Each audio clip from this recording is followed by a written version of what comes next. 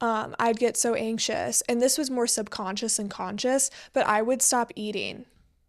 And I didn't realize that I was that pattern until obviously I was like, okay, I'm losing a lot of weight here. So that was kind of the hurtful way of coping with some of those things. I'm sure there's plenty of other things. Those are the ones that Yeah. I just came up with myself. And so thinking about it from that standpoint, there's a lot of things we do that are not necessarily healthy. They help us avoid the strong feelings, but they don't help take it away or deal with them.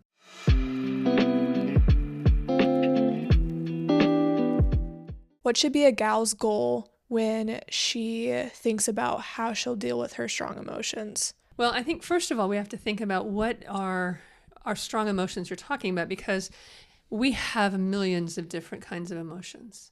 Some of them are positive, strong positive emotions. Nobody's ever come into my office and said, what do I do with this? But it's usually strong negative emotions. Yeah. Let's talk about what they do typically, because a lot of what we do doesn't work. So let me ask you some questions, and you tell me if you've ever done this. Okay. I'm ready. You ready? Yeah. You're sure? One thing people do sometimes is avoid them at all cost in whatever way they can. Have you ever done that? Yes. Okay. Another thing is broadcast them loudly to everybody in your presence. Yeah, I've done that. Okay. So most people have done at least one or more of these. Yes. How about blame them on the person or people closest to you? Blame the strong emotions. No, maybe a couple times. Okay. Not frequently, no. How about blame yourself for having them? Yeah, maybe. Okay. Potentially. And how about, one of the other things, and I hear this as a real common one, is go have a drink, a smoke, or a pint of Ben and Jerry's. Okay, yeah. Yeah. In other words, void them in lots of different ways. Yeah, see, I would do that with ice cream. Okay. But I would also do it with not eating. Okay. So it was both. Sure. So it was, I'd get so anxious, and this was more subconscious and conscious, but I would stop eating.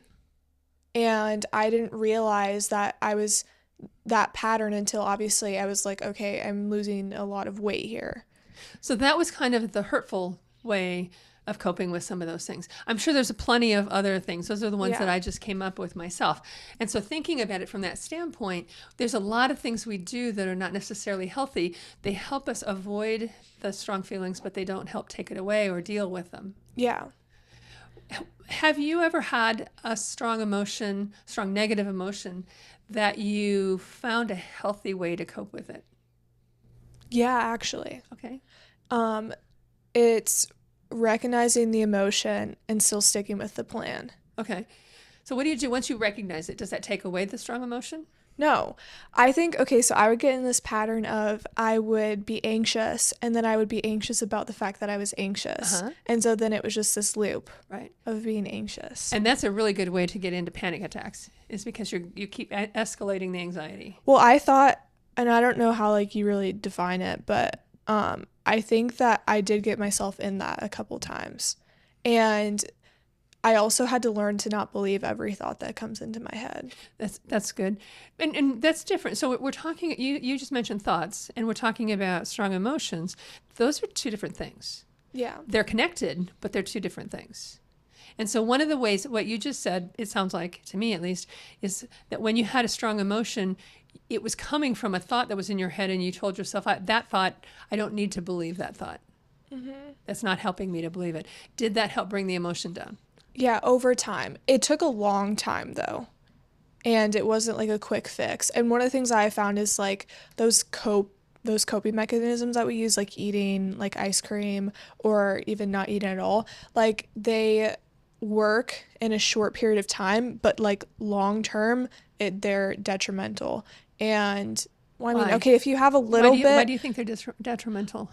Okay, I don't want to say like they're horrible. I think you can get into like an extreme, but like, okay, if I'm not eating, that's making my anxiety worse, because that's telling my body that, hey, there's something I need to be like running from, and you're not feeding your body. You're not telling your body like regulate yourself. And I think with the ice cream, obviously a little ice cream here and there, like it's ice cream, whatever. But if you're constantly reinforcing every time I feel anxious, I'm going to do this. And you keep repeating that cycle over and over and over again. And those don't correlate. Like eating ice cream does not solve your anxiety. Like the physics there, they are not physicking. What's crazy is it feels like it, though, in the Yeah. short term, because you're doing something other than the anxiety. What people don't realize a lot of times, and I think I've mentioned this once before, is we have a brain that has a single processor, and we can only do one thing at a time. So if we're feeling anxious and we turn to Ben and Jerry's, well, I don't mean to, I guess I don't even have Ben and Jerry's in the house, but we turn to ice cream. Then that's the one thing we're doing right now as we're eating, and it feels like we're less anxious, but the reality is we just pushed it to the background. Yeah. The anxiety part of it. And as soon as you're done with the pint, the anxiety comes back usually. It's there all the time. Yeah, you're not actually solving the root. Right. Yeah. You do have a little bit more endorphins from the ice cream, but it's still not taking away the problem that generated the anxiety in the first place, whatever that was. So let's go to the problem. And I want us to kind of create like a scenario, because if we talk broadly, I'm sure there's so many different ways to deal with anxiety. I wanted to actually talk about something that I experienced, and this was social anxiety. So when I was younger, I think I got to the point where I literally was like cutting off pretty much all of my friends, and I became so anxious to talk to people because I wasn't used to it. It was not something that was common for us, especially this was during the COVID time. So I remember after COVID's over, getting back into high school and needing to talk to people, and I literally would be shaking. It would cause me so much anxiety. And I just remember being like, I have to get over this. Otherwise, I'm not going to be able to function, because as a human, you have to be connected with other people to survive. So one of the things I did was I started small, and I focused on making small wins. So I'd go out, have a small conversation with someone. You could even start as small as like smiling at someone. And then you build up to now you can have 3-hour-long conversations with someone that you know, and you're able to talk to people in public who are strangers. And one of the things that taught me was I'm the type of person who can face my fears and I can get over it. And I failed before because I've embarrassed myself out in public, but I'm the type of person who can get over that. And I think I want to talk about like that sort of anxiety, like being anxious about things where there's not really a real danger. I guess I want to dovetail on what you just said, where there's not a real danger. I think what you mean is like a physical danger. Yeah. Because there is a real danger. The danger when you were afraid of interacting with people, especially after COVID, you had gotten so comfortable. First of all, when we're isolated during something like a pandemic, we end up relying on ourselves more than, we find a way to get around without having a lot of face-to-face conversations. And then going back into it is hard for almost anybody. I remember the first few times we went out, it's like, okay, is this okay? Is it safe? We're sensing danger. We don't know where it is. We can't see it. It's not tangible. You can't just say, okay, this is the danger. We're going to avoid this. Something like a viral pandemic, it's like everybody who's coughing is suspicious. Yeah. That sort of thing. But when you came, your type sounds like it was more than that. It sounds like it was more like you were afraid of something in those interactions. Whereas whether a lot of times people are afraid of, are they judging me? How are they looking at me? What were you? Any idea what you were afraid of? I wasn't really concerned about like the physical aspect of like getting sick. I was concerned with being like rejected socially. Okay. And also like making mistakes, like not knowing. Here's one thing. I didn't know what to talk about with people. And so I was afraid of, if I was in a conversation with someone, how to talk to them, because I just had no idea how to communicate. So the danger that you were experiencing in your mind was, I might say something wrong or stupid and they'll reject me. Yeah. And that feels really, really painful. Rejection. Nobody likes it. So that was the fear. That was the thing that you were. It may not have been a mountain lion staring at you, but Yeah. it had the same kind of effect because that fear was fear, regardless of whether it was tangible or whether it was something in your Yeah. thinking. So what I like about the way you did it was you went to it's like, okay, I'm going to take small steps. I'm going to just have a small conversation with somebody.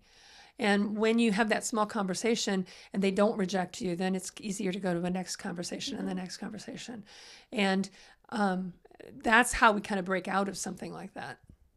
Absolutely.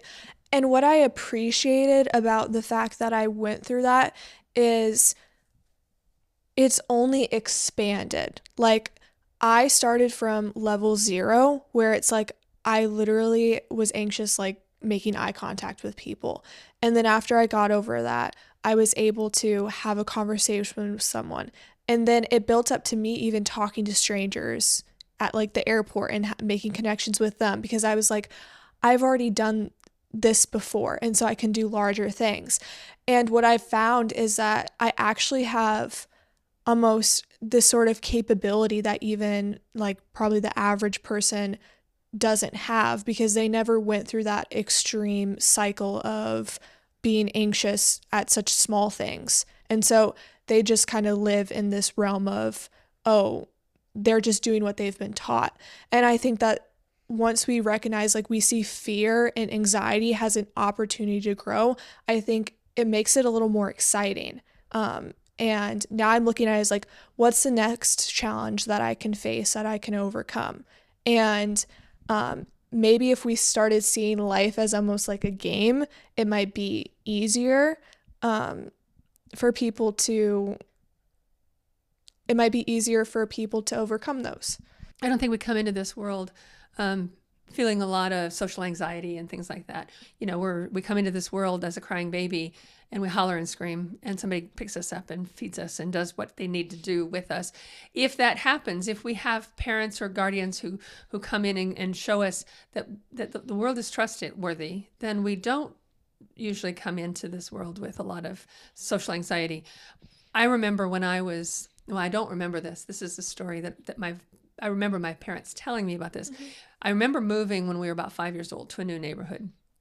And the story that I was told was that I would go around and knock on different doors in my new neighborhood and say, "Hi, my name is Terry. Do you have someone in there who can come and play with me?" Oh, that's so cute. And I think there were several houses that I'd knocked on before somebody finally came and told my parents that this is what I was doing. I'm not sure I found anybody either, by the way. It was an older neighborhood, but that was something that apparently I was not afraid to do, to just go up talk to strangers. Mm-hmm. That's something that we learn as we go along. I remember going through, later elementary school and adolescence, when you all of a sudden, around 5th and 6th grade, you become very, very aware that other people may see you differently than you see yourself. And you start feeling rejection. You start feeling some of those things. And that hurts really, really bad. And it's like, whoa, wait a minute. What's going on? What's wrong with me? It's easy to turn it back in on ourselves and think, okay, well, if people are rejecting, there's more than one person out here rejecting me. What have I done wrong? And I don't think it's totally wrong to look at ourselves and say, hey, am I doing something that offends other people? But if you're just being yourself, and you're not saying or doing anything offensive, sometimes we just have to recognize that some people are just going to reject us. Yeah. And live with that.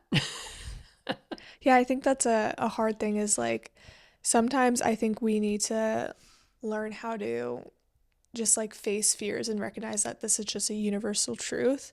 And the more that you face it, the easier it's going to get. And you're going to be able to tolerate that. Like Absolutely. you said, like, some people are just going to reject us. They're just not going to like us. And that's okay. Well, and I think the opposite of that is if we give in to our fears, they get bigger and bigger. Mm-hmm. And it's kind of like, I think of anxiety and fear. Now, when I'm talking about anxiety, I'm talking about situational kind of anxiety, not anxiety. There's some people have an underlying, like almost a metabolic type of anxiety. I'm not talking about that one here, but situational anxiety is to me like the bully on the playground. If you think about the proverbial bully on the playground, and they jump out from behind a bush and demand your lunch money. The movies and stories that you've ever seen, if you've never experienced that.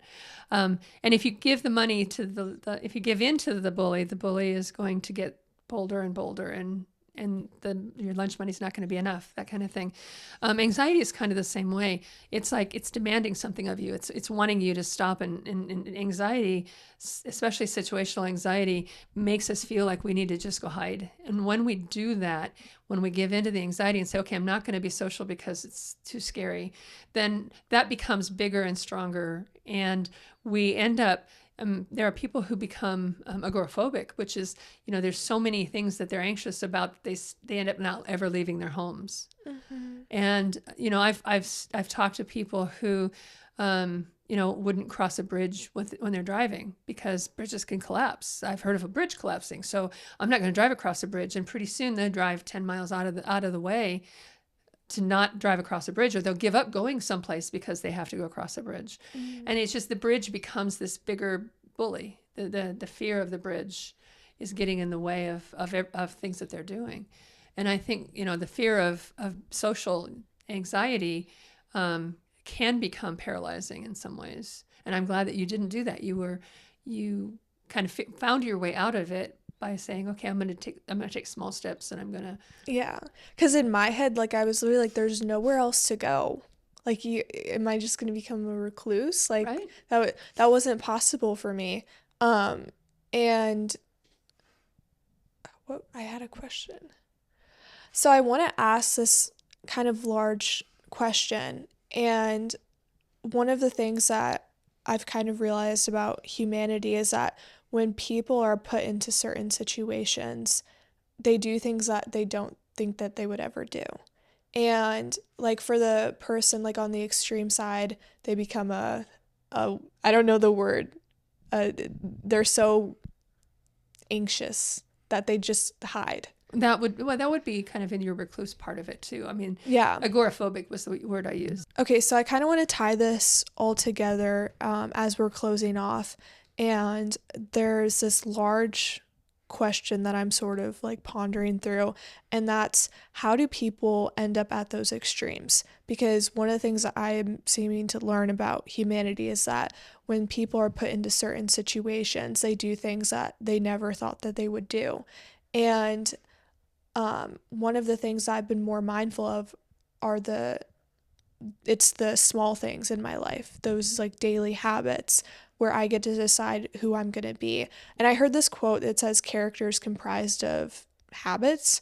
And I thought that was really interesting. It's like you are kind of comprised of the daily things that you do. And so one of the things I'm practicing is when I have like an anxious thought or something makes me afraid and it's not big at all, it's really tiny, I'm going to take the step and choose to overcome that really tiny fear, because then I teach myself I'm the type of person who overcomes those things. I think people are like, oh, I need to do this big thing. I need to change my entire life to be less anxious. When I actually think we need to start smaller and aim a little bit lower, because we're only capable of so much. And so I almost like urge people to kind of recognize where are the small things in life that you're afraid of. So like write down a list if you need to do that. Like, is it paying your bills? Is it like your weight?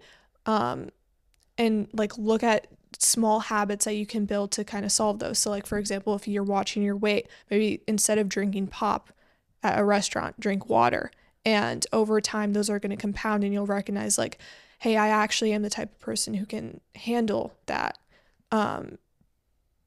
So yeah. I think those are all really good ideas. One thing that I was kind of thinking as you were talking is every emotion that we have is our brain trying to communicate something to us. Emotions, I like to normalize emotions and even anxiety. There are times when anxiety is really, really good. If you were babysitting one of your little cousins and they're running out towards the street, you're going to feel some anxiety about that, right? Yeah. What are you going to do about it? You're going to go out and run. You're going to get it. You're not going to call it anxiety because it's like because you see the tangible problem is there's a car coming and there's the 4-year-old running towards the street. I'm going to run pretty fast and holler and grab her.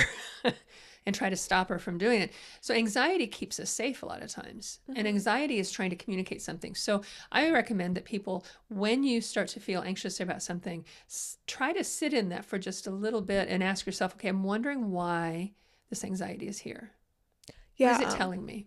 Yeah, I think that is a really good point and definitely necessary to include in the conversation because sometimes anxiety actually is a sign that, hey, something's wrong. You should probably like either leave, figure this out. Um, so yeah, I think that's really important to include. Well, and then ask yourself, what am I thinking that's causing that anxiety? So sometimes the anxiety is causing from, we're anxious about somebody not coming home on time, the time that they said they should. And that's making us anxious. Okay, well, I'm anxious about what? What part of that makes me anxious? Well, I'm worried that they got hurt. I'm worried that they're lost. There's a lot of different things you can say. So what do I do with that anxiety? Now that I kind of know what it is that I'm thinking, sometimes we can go overboard with our thinking that causes more anxiety. So for instance, when somebody's not, when somebody's husband isn't home by the time that they said there could be, and it's icy outside and there's this ice storm and there's all this stuff going on, it's easy to take those things together and say, oh, and imagine them in a ditch someplace, And the question that you need to ask yourself is, but wait a minute, what do I really know for sure? Do I know, they're good? Okay, I know he's a good driver. I know, he could have stopped to pick up some groceries along the way. I know there's probably lots of reasons why. My boyfriend's always late, so that's probably it. So you just get used to that. But I think that if there was an ice storm, you would be a little more worried probably. Yeah. And sometimes we tell ourselves things that cause us. So our brain doesn't know what's really going on out in the world. It only knows what we tell it. And if I remember there were times when my husband would, he did a lot of work on the road. He went to auctions and wouldn't get back home till about 9 or 10 o'clock at night. And most of the time I would stay up for him. Well, it got to be like 11 o'clock one night on a snowy night, and it's like, okay, he's not answering his phone. And it's easy to go into imagining the problem worse than it really is, or worse than it could be. Is it possible that he could be, had slid off the road? Yeah, that's possible. But are there other possibilities too? And when we think just the one possibility, our anxiety goes up here. But if we say, okay, maybe he had to stop for gas. Maybe he had to, maybe his phone's dead because at that time he didn't, it's like, okay, I don't know whether he carried a charger in the car, that sort of thing. Mm-hmm. And so it's kind of like bringing your anxiety down for something can be just asking yourself, what do I really know for sure? And allow yourself to be anxious for that, not all the things you're imagining. Yeah. Thank you guys so much for watching. We hope you learned something new, and we'll see you guys next time.